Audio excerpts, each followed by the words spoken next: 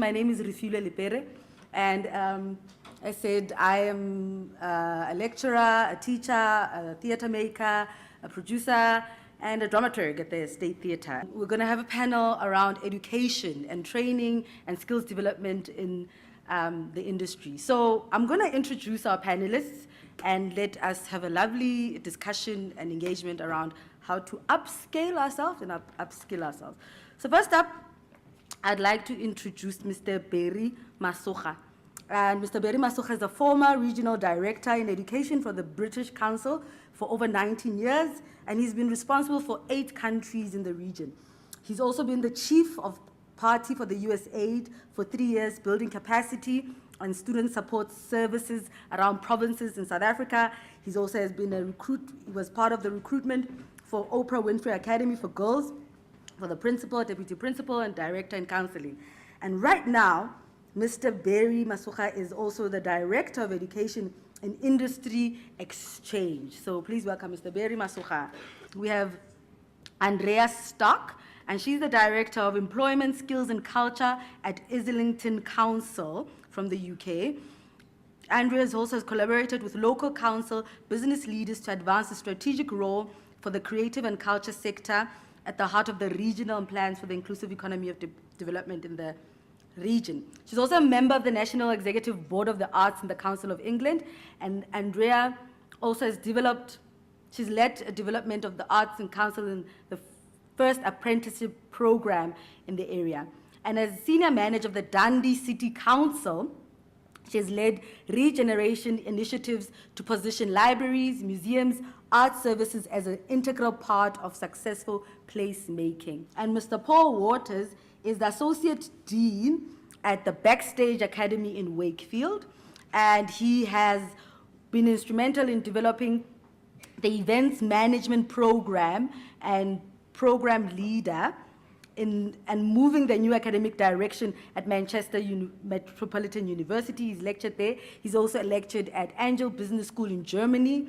He's also lectured at the École de Management Normandy Institute in France and at IMI's University in Switzerland.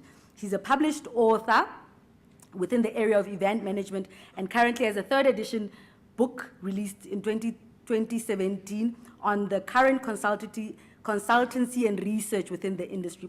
We had Mr. Falco Zanini from Germany, and his work he's been working. When I talked to him, he's been working 1980. That is 36 years of working in 38. Wait, yes, my maths. 38, I calculated. So he's worked as a stagehand, a crew, and brought himself up. So right now his work is around assessment, recodifying learning and conventional way of knowing safety and safety guidelines in the industry. And then also on our panel, we have Ms. Dimpho Phungwayo. Ms. Dimpho Phungwayo is from CATSETA, and she is part of the quality, she's the Education and Training Quality Assurance Manager at CATSETA, and in her department, she's responsible for qualifications, development, and review of qualifications. The conversation that I'm thinking that we're going to have right now, so I'll ask our panelists to maybe go around for a moment, just to let us know what is their key area of specialization. So everyone will get like a very quick 2 minutes of what is your key area of specialization, and then that way we can start the conversation around how do we improve our education, how do we improve our skills development, and how do we get more people skilled, right? So we will start with Dimpho. Good afternoon, colleagues. As mentioned, my name is Dimpho Phungwayo. I come from a beautiful place called Matatiele, Hola. My role at CATSETA is the Education and Training Quality Assurance. And the department that I work in is responsible for the accreditation of training providers.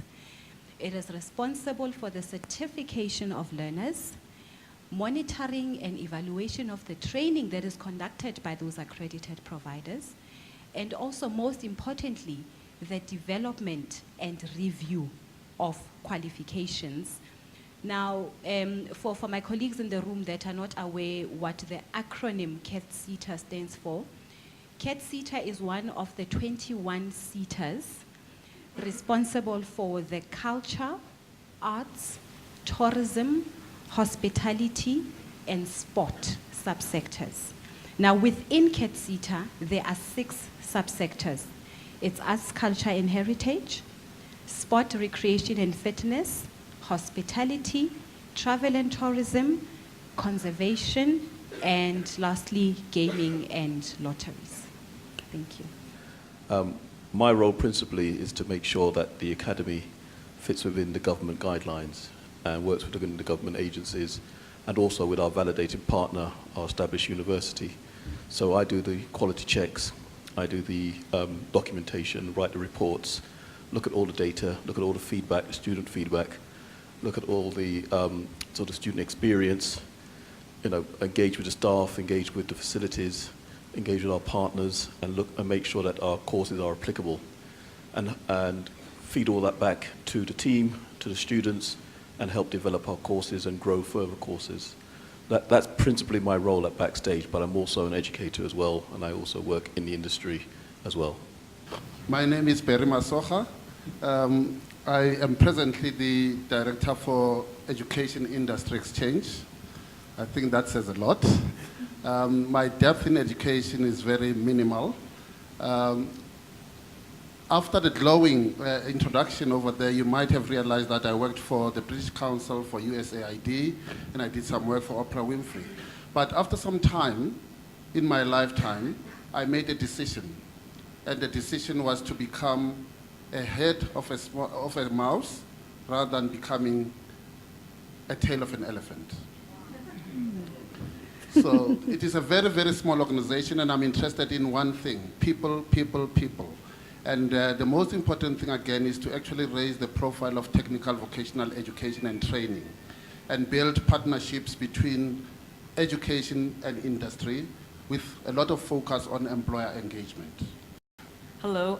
For those of you that heard my presentation yesterday, what you'll gather from that is probably my passion is very similar to my friend here, which is how do we create a wide door for our young people to train successfully in this industry without having to be a university graduate.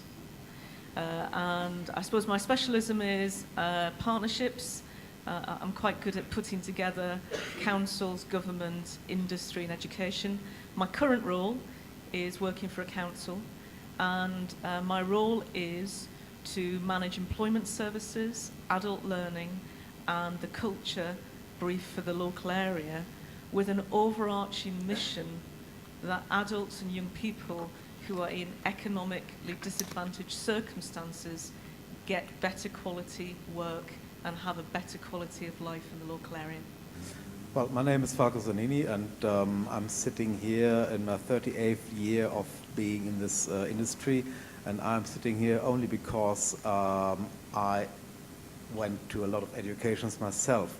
I started very, very late with our apprenticeship for myself when I was 30, and I learned that I have to learn every single day. So I'm always learning, and because of that experience I had on myself, I'm now, after all these years, in the role of a lecturer. I'm lecturing especially health and safety as a freelance lecturer. Also, I'm lecturing health and safety topics for some academies in Germany. And for me, education, further education, is a very, very important thing. And also to train people in a very good and well way.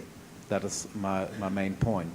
We actually have a critical, urgent need for skills training and a need for upgrade our technical and production skills. So I think maybe to start us off in terms of a question that we can start conversating around is perhaps we are all are creative. So you all are working in some form and manner of creating work or quality assurance around our education system. So where are we? What do we have? What do we have available? So a lot of us may not necessarily know where people can actually access what is the different spaces that are there to access this kind of education. So I teach at TUT,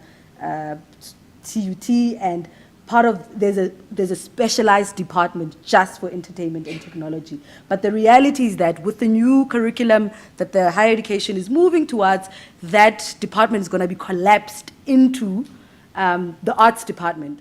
And it becomes, and then it takes away the specialization of this kind of work that we do. It takes away the need for the kind of work that we're doing. So, I'm wanting to find out, so where are we sitting around the specialization, so that it's not just a qualification that is, it's an overview of everything, but where are we sitting around getting qualifications in this specific industry?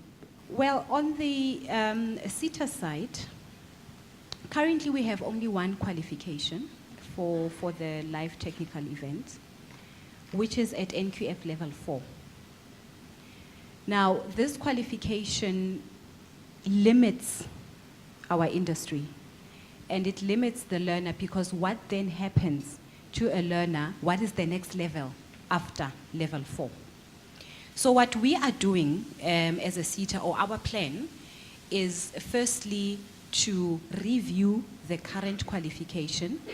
We have to review the qualification so that it is written in the format of the Quality Council for Trades and Occupations.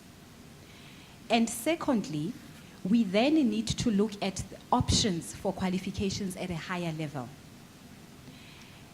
Now, we also have an opportunity to beef up the content of the current qualification. We have an option of having a mother qualification, and within that qualification, having what we would refer to as part qualifications, or smaller parts, in the current language, what we would call skills programs or short courses. So the opportunity is there for us to review the qualification and also to develop more qualifications at higher levels or even at lower levels, so that there is progression for the learner. Now, there's also a challenge that we are having as a SETA, in that there are quite a number of qualifications within the sector of arts, culture, and heritage that have been developed, but we've never had learners enrolled on those qualifications. So we as a SETA will then be embarking on a process of conducting an analysis with the different subsectors. So we will project and say there's a certificate, national certificate, music industry practice. This qualification has never had learners. What do you as an industry want us to do as a SETA? Why were there no learners? Do you want us to collapse that qualification and develop a completely new qualification, or was the qualification not just fit for purpose? So that is what we are doing currently at CAT SETA. The lady who presented earlier made a really interesting point from Ghana. She made the point about health and safety in operation. And they're at a very early stage in their development. And because I've taught internationally, one of the things I've realized that a lot of countries are in a very much similar position, even some European countries.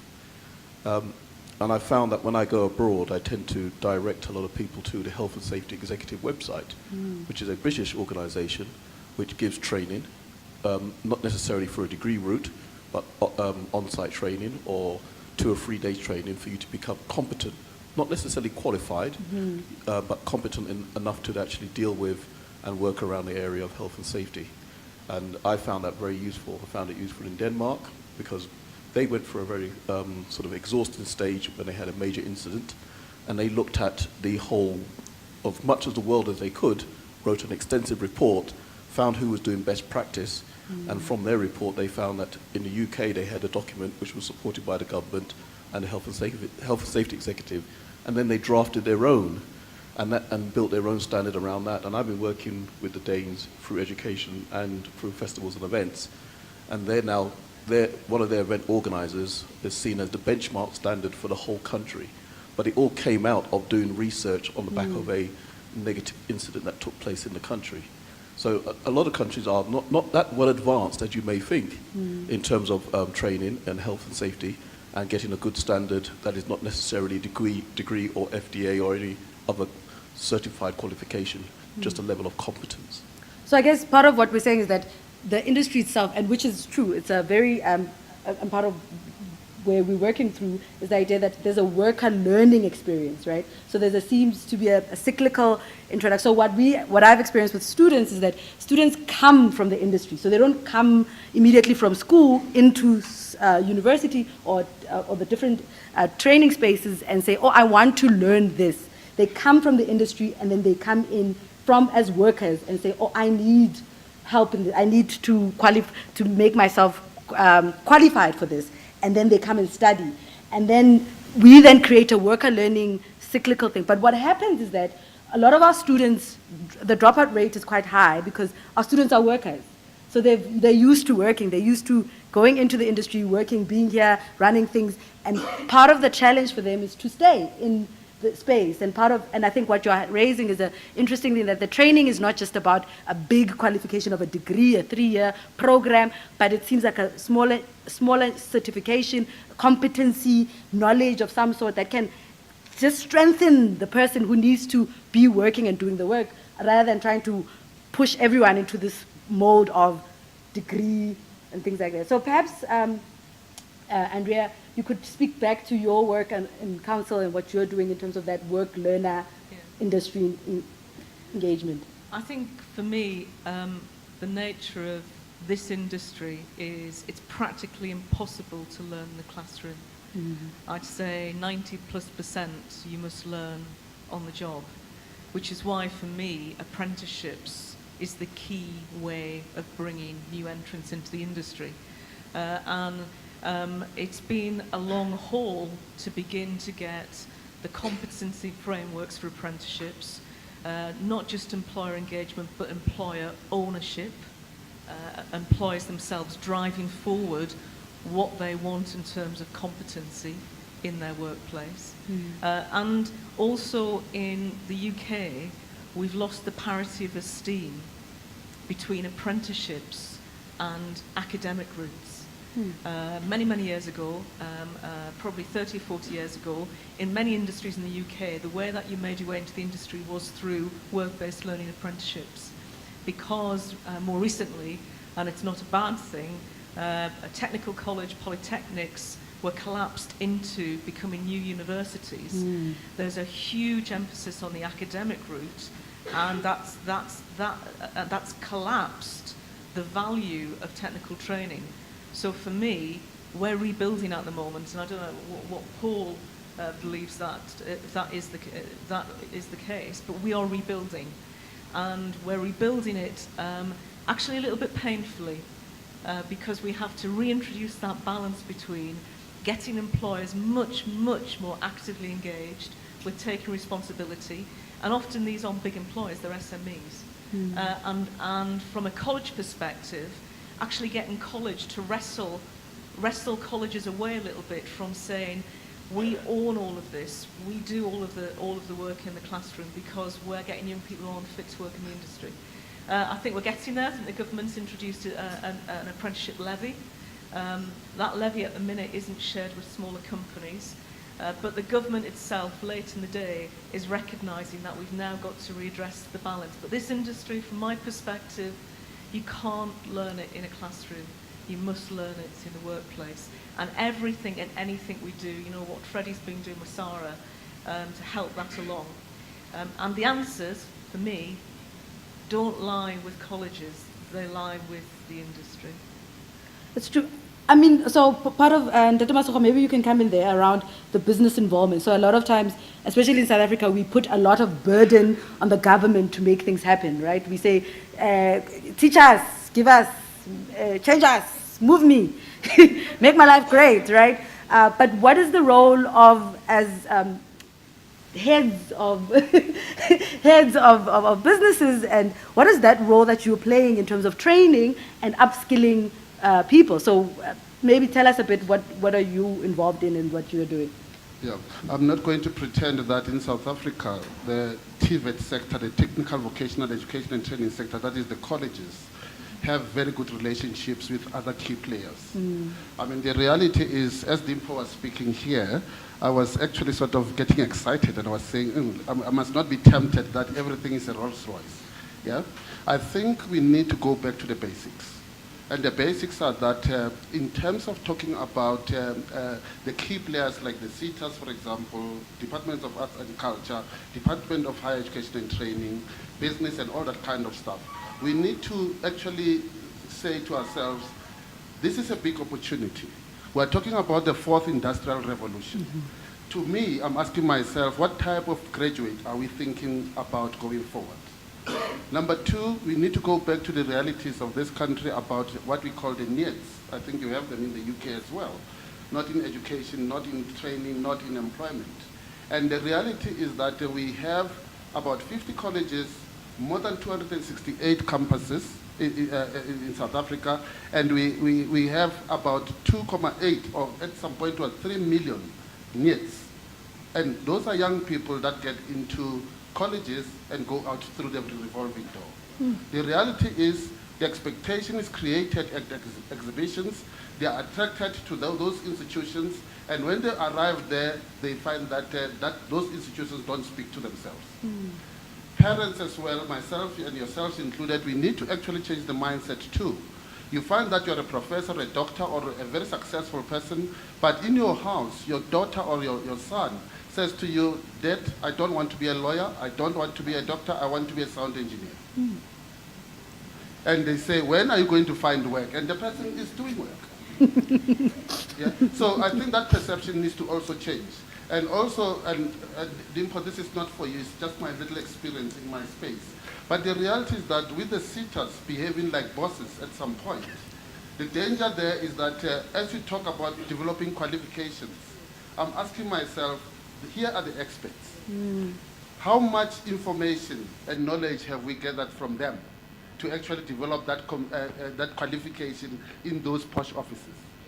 You know, so we need to begin to build partnerships. We need to begin to build dialogues. We need to begin to think about the future graduate. What kind of skills are going to be needed from that kind of student who is going to be really mobile, who is going to change jobs from time to time and all that kind of stuff. And how are we going to raise the profile of technical vocational education and training? Because when you say technical, immediately you are talking about people who have failed to reach university.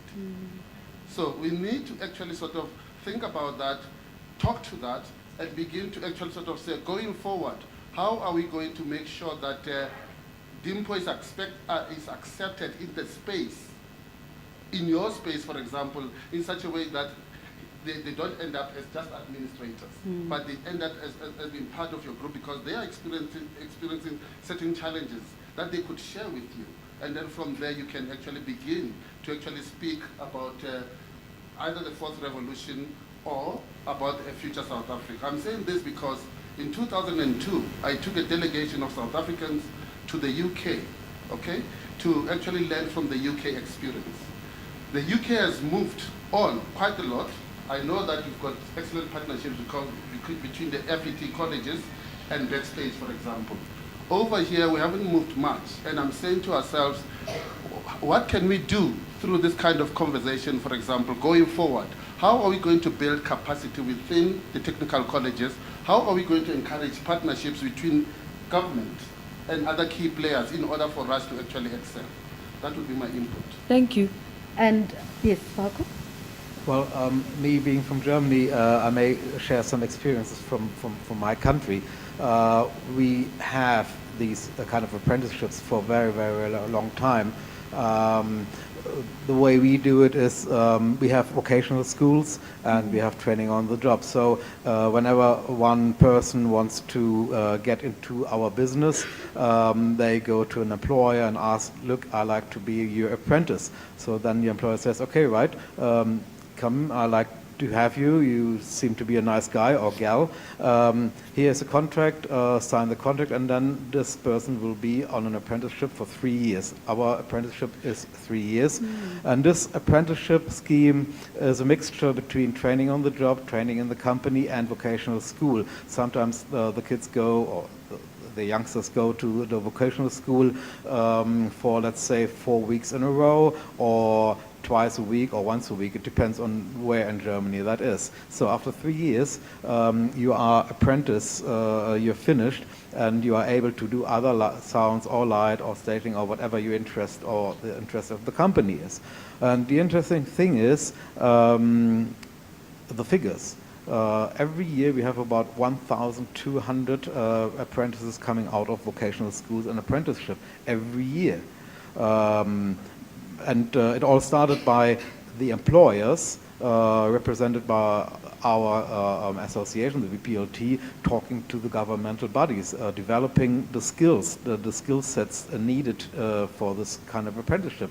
And it's working, it's really working. And then the next was the further education. I'm a Meister for Veranstaltungstechnik, a Master of Technology, which is the further education after you've done the apprenticeship and you've done 2 or 3 years or even more or in that business working. So you can then go on to further studies. That's, by the way, funded by the government. So I can apply for a funding, not 100%, but I can apply for funding, which helps me going on with this further studies, which is about 440 to 500 hours studying. And nowadays we have even universities where you can get an even higher grade to an engineer. So that is how we do it. And I think there is a lot of training, as we heard yesterday. Everybody's doing training, and of course Sarah is doing training, and some other companies also. And I think it's really a good idea to share the knowledge and see Catheta and all the governmental bodies to develop the qualification. Yeah. And the government can maybe, if they like, go in and do some funding. So clearly there's big scope for improvement, shifts around development of a qualification, but also just to think around a competency, knowledge-based, experiential learning. Because one of the challenges that we've been having with the CETA is how do we engage with the different subsectors? And in those subsectors where there are partnerships with the respective government departments, that has worked very well. So we will definitely follow up. We've got, I think in every country, we've got 2 scenarios. You would have those learners that come straight from high school that have never worked in the industry, but a person is interested in getting that qualification. And then you also have individuals that got an opportunity to get a job in that respective industry, but does not necessarily have the qualification. So we have that scenario. I think in most countries you do have that. But what works very well for individuals that are already industry but do not necessarily have a formal qualification will be a process of RPL, or recognition of prior learning. And what makes it nice with RPL is that you don't necessarily, because you already have the experience, and so you will then be assessed on the qualification to ascertain which areas of the qualification are you already competent in. And then you then only get trained on those areas where gaps have been identified. So it's those 2 scenarios, I think, across the world. So we've got qualifications that have been identified for this financial year. And then we also have the other process, which is the analysis. Because the ones that have been, there are 8 that have been identified for this financial year, is qualifications that have been identified in our sector skills plan as occupations in high demand. And then there's the other phase where we then need input from the industry as to what do you want us to do with these qualifications. Development of manuals. What happens is when you apply for accreditation, the expectation from the CETA is that you would develop the material yourself, because the assumption is that you are already a subject matter expert in that area. However, this has not worked, very well, because development of material is very, very difficult. It is difficult, it is expensive, and it is time consuming. So what we are doing currently is, which we did get approval for, is that with qualifications that we are reviewing or realigning into the QCTO format, we will also develop material for those qualifications. So that because currently we've got a program, which is the customer care program, that the CETA developed for the 2010 World Cup. And that material is being licensed to providers. So it will be the same process. And then support for training providers. I know that we had a project many years ago before I even joined the CETA, but it is something that we can look at in Tatejeri as to how do we support our training providers in the rural areas, because we do not have them. If we have projects, for example, in Kuruman, you know, we have to get a provider from Gauteng, kapa from Durban, kapa from wherever, to go and train in those respective provinces. I would like to touch on qualification development. The dynamic has been that we have the current qualifications that are unit standard aligned. We then have the introduction with the amendment of the Skills Development Act. We then have the introduction of a third quality council in our country, which is the Quality Council for Trades and Occupations. So our responsibility or our role is that we have to realign or rewrite all qualifications into the QCTO format. And I am aware that about 2 years ago, there was an attempt to develop an event producer qualification, but it did not go far. But then obviously, you know, we will, it is in the pipeline for the next phase, which is where we will start with the analysis. Consultation with the industry. We are not the subject matter experts. Our role is to project manage the development. And we can't sit in a room as CETA kapa as Dimpho and write a qualification. The subject matter expertise lie in this room and also our colleagues that could not make it here. But at the same time, it is impossible to get everybody in one room when we develop a qualification. So the QCTO, even when we were developing the current qualifications, the unit standard-based qualifications, is that before, let's say for example, we get 20 people in a room, 20 subject matter experts. Before that qualification gets submitted, it has to go on public comment to give other subject matter experts who could not be in that room or in that place when we were developing. So what is nice now with the QCTO qualifications is that there are 3 modules. It's knowledge, practical, and the workplace module. So after we develop, for example, the knowledge modules, they go out on public comment, which is, you know, your wider consultation with the industry. So I commit that, you know, we can't reach everybody, but we cannot develop a qualification on our own without getting industry input and without having wider consultation on that qualification.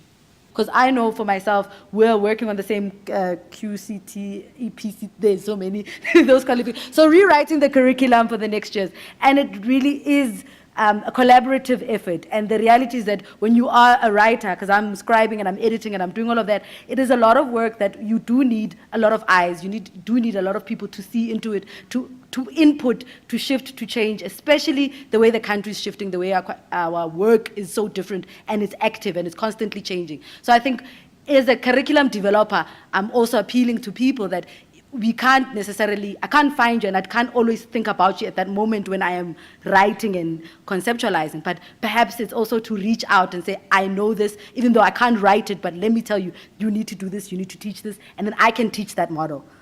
I can teach this, I can do that. It's also great to hear people coming up on that. Okay, comrades, so 2 minutes of what's the future? What do we do? From my point of view, since I've been here, and it's my first time in South Africa, so this has been a really wonderful experience. But I see, and has clearly been indicated in this room yesterday and also today, there is a big sort of skills shortage. The gentleman with the glasses made reference to it. The young lady made reference to it again here. And the gentleman on the panel, the promoters, because I understand where they're coming from to some degree, because I've also done promoting. I'm still doing promoting. And your suggestion about the roundtable collaboration, I see as a real necessary part of the next development. And under the head of Sarah, I will hope that they will then co-opt me in to be part of that if necessary. But I'll give a quick case study, very quick case study, and this goes to the promoters, and it goes to what the gentleman said earlier on about the skill shortage. And sometimes you have to bite the bullet and be quite honest and say where you sit and where you stand. Manchester City Council bid for the Commonwealth Games in the early 2000s, and they won the rights to host the event. The City Council realised that they didn't have the skill set to deliver a major event. So they went to Australia and to the people who delivered the Olympic Games in 2000, and they brought them over and had them deliver the Commonwealth Games. A lot of people in the industry, across the industry, the live event industry, the event industry, cried out and said, why are you doing this? But what Manchester City Council said, honestly, there aren't people in the country that can deliver the event to the standard set by the governing body. But the skills that were then transferred to the people of Manchester from the Australians meant that Manchester then went forward and bid for a range of international sporting events and became an international recognized sporting event city by the major FINA, FIFA, UEFA, you name it. And all because they realized that they didn't have the skill set. So if you be honest with yourself and say you don't have the skill set and you want to develop, and even the promoters, and you want to be taken seriously, sometimes you have to bring in the expertise, learn from them, grow that, and then show to people that you are qualified, competent, and knowledgeable enough to then take on these big projects or develop these courses that are recognized for the people to move forward. And that's what I want to say on that. Thank you. Okay. Just to quickly say that you are really spot on. I think we should not take for granted the resource that we have around us here. And I think we should not close the door completely and say anything from outside should just be closed out. What we have to do is to make sure that we don't reinvent the wheel. And we don't take 20 years to arrive where they have arrived now. We can learn from their mistakes, we can take their strengths, and we can actually build a system very quickly. So the danger here, the impatience with us is that quite often in some of our offices, we take quite a lot of time where even bureaucrats try to do research work. And they're not experts in that particular area. And it takes them a long time to arrive at that. Sometimes they even resign before doing it. So we need, I think you came up with one of the best solutions, a colloquium or just a dialogue between the key players, facilitated in a safe space, because there is a trust deficit that has happened. I mean, all the questions that were coming to you, Dimpho, were just saying, you know, there's a problem with you, with CAT-SITA. But I think going forward, that partnership between the government, between the SITAs themselves, between the industry itself, is going to work wonders if going forward, we're going to be in a safe space and beginning to say that it is a win-win for all of us. And at that stage as well, I think we should not even forget that in those conversations, we need to have the minds of the young people, because they think differently. They are preparing their own world, whereas we're talking about our world. So sometimes we think they are, you know, they are not talking sense, but the reality is that they belong to the 21st century. Thank you.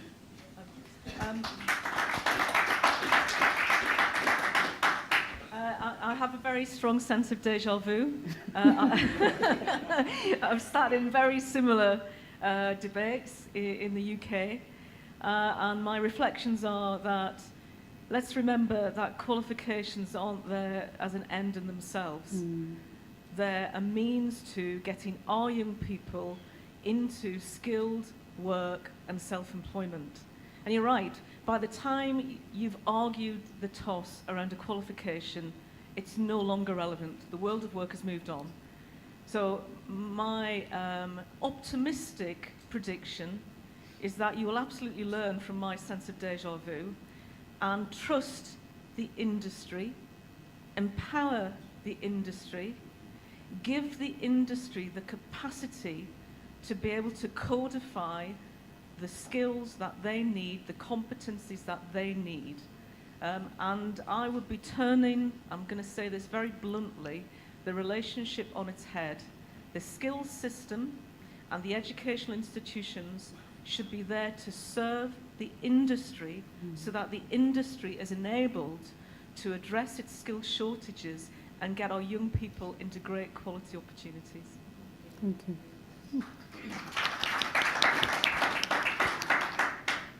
Well, I'm the lucky one. All has been said, I think. I'd like to add that I think it's really good that to hear that now there will be a round table, everybody will be sitting around that.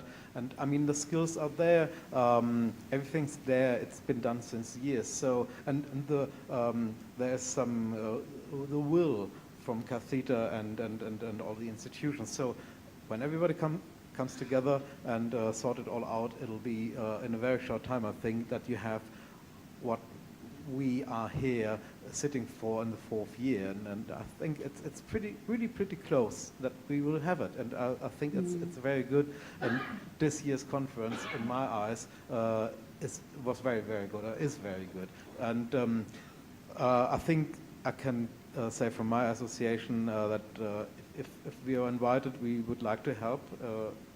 Yes, we will. We'll be happy to assist. Thank you. Thank you so much. Thank you.